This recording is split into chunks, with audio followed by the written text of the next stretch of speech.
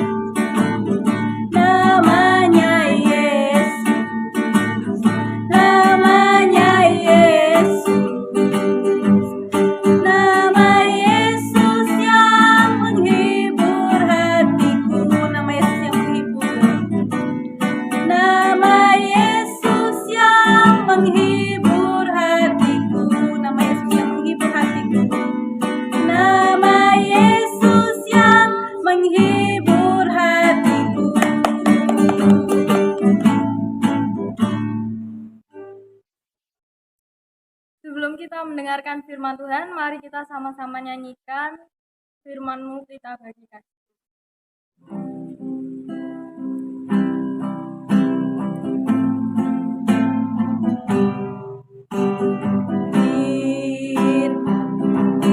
Pelita bagi kakiku, terang bagi jalanku.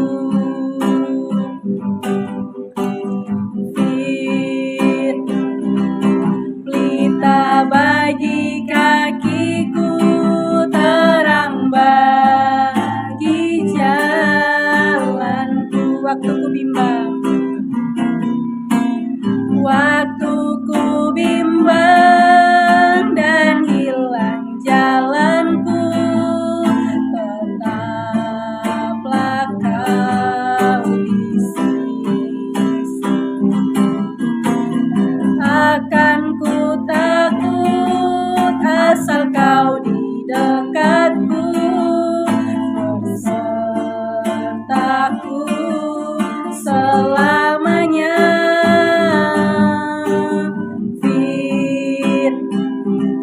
Pelita bagi kakiku, terang bagi jalanku, terang bagi jalanku, terang bagi jalanku, terang bagi jalanku, terang bagi jalanku.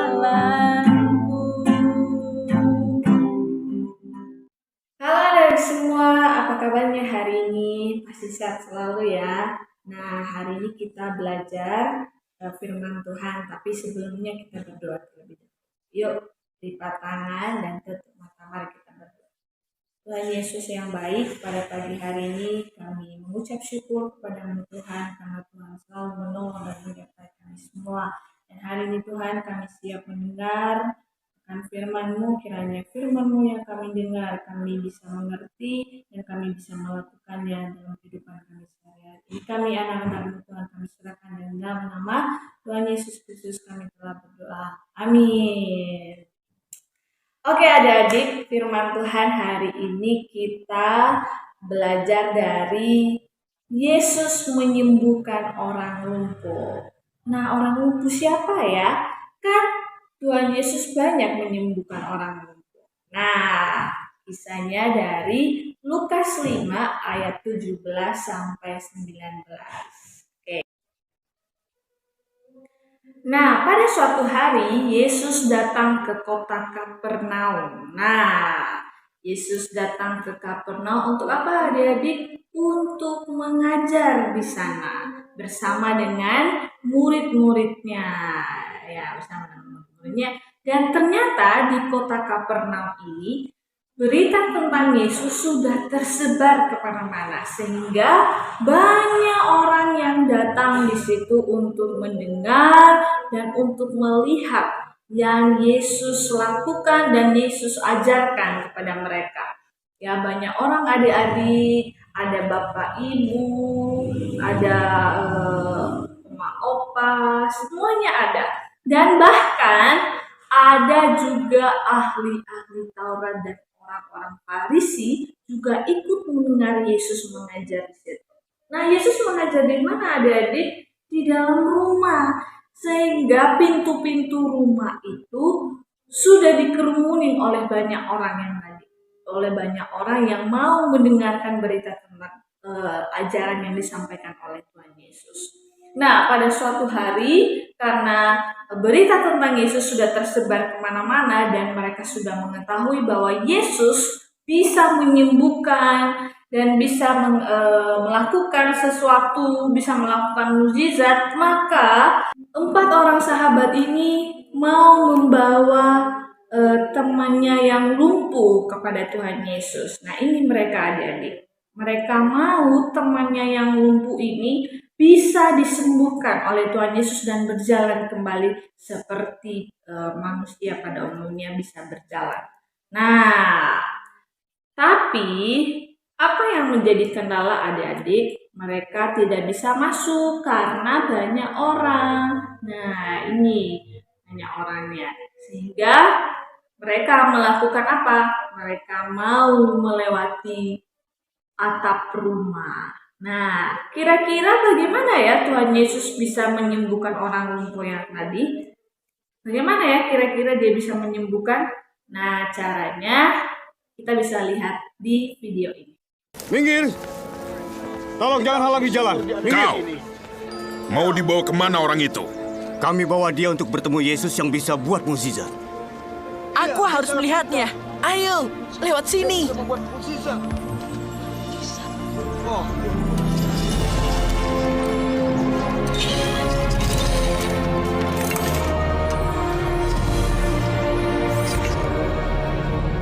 Yang mana Yesus?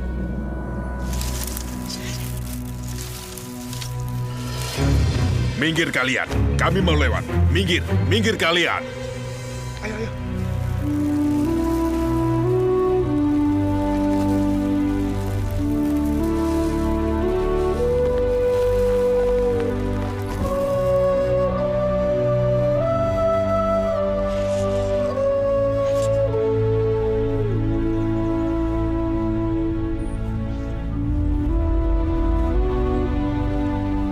Percayalah anakku, dosa-dosamu sudah diampuni. Apa arti semua ini? Mana lebih mudah mengatakan dosa-dosamu sudah diampuni atau mengatakan bangun dan berjalanlah? Tetapi supaya kamu tahu bahwa di dunia ini anak manusia berkuasa mengampuni dosa. Bangunlah, angkat tempat tidurmu dan pulanglah ke rumahmu.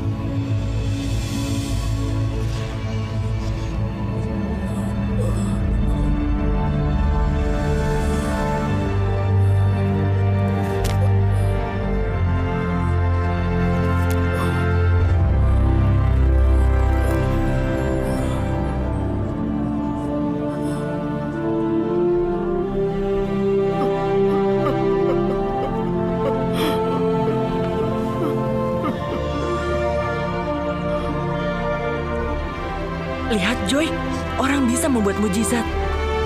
Ayo, sembuhkan Yesus dari Nazaret.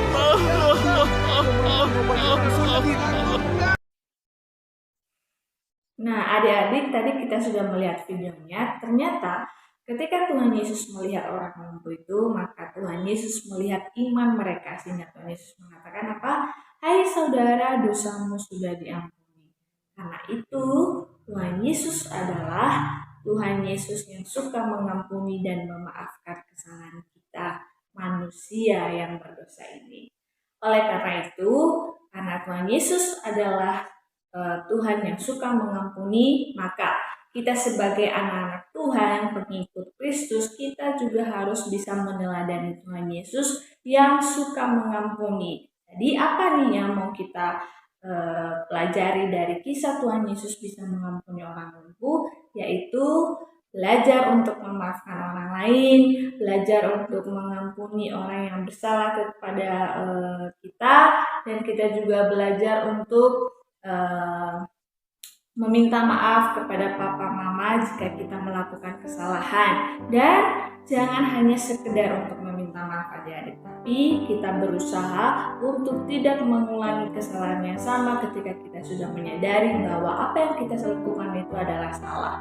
Karena kalau kita terus melakukan kesalahan terus meminta maaf itu sama aja sia-sia adik-adik. Tapi kita sadar bahwa kita salah, maka kita meminta maaf dan berusaha untuk tidak mengulanginya lagi. Jadi siapa nih adik-adik yang suka mengampuni? Nah, Kak Esther dan adik-adik semua, yuk kita belajar untuk mengampuni dan kita belajar juga untuk meminta maaf jika kita berbuat salah. Seperti Tuhan Yesus. Mari kita meneladani Tuhan Yesus yang terus mengampuni kita. Terima kasih, Tuhan Yesus memberkati. Halo adik-adik semua, jumpa lagi bersama Kak Gunawan. Nah, jadi sekarang adik-adik kita akan membuat aktivitas boneka jari. Ini contohnya adik-adik. Ya, ini adalah contohnya. Nah, jadi untuk alat yang kita gunakan membuat boneka jari yaitu kertas putih. Jadi kertas putih ini dipotong sesuai polanya adik-adik, ya, sesuai polanya. Terus yang kedua kita gunakan adik gunting untuk memotong kertas putih tadi. Nah, kemudian yang kita gunakan yaitu pensil warna untuk mewarnainya adik-adik. Nah, jadi berikutnya yang kita gunakan adalah double tip. Nah, jadi ini double tip digunakan untuk melengketkan mata, melengketkan rambut, dan melengketkan kepala. Nah, jadi berikut yang kita gunakan yaitu mata. Nah, jadi ini Kagum sudah kasih sama adik-adik tinggal melengketkannya. Nah, terus yang terakhir yang kita gunakan benang wol. Nah, jadi ini adalah yang terakhir yang kita gunakan untuk sebagai rambutnya. Sekarang mari kita memotong. Nah, ini adalah hasil yang Kak Gunawan potong adik-adik. Nah, ini yang sudah Kak gunakan, Kak Gunawan sudah menggunakan double tip ini, baru kita lengketkan. Nah, namun lebih kita harus perhatikan bahwa dalam melengketkan kepala harus di depan. Jadi nggak boleh kepala di belakang. Di sini itu salah. Jadi kepalanya harus di depan.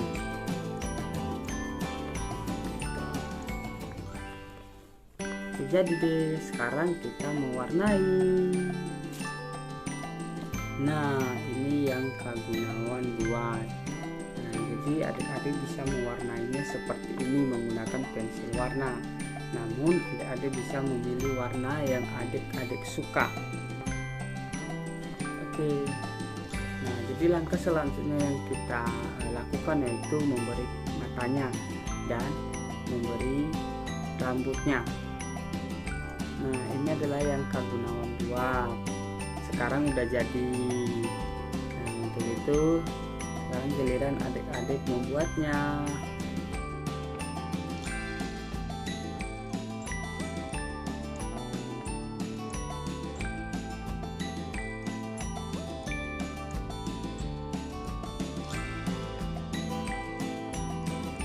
Tuliskan jawaban di kolom komentar atau kirim ke WA ya.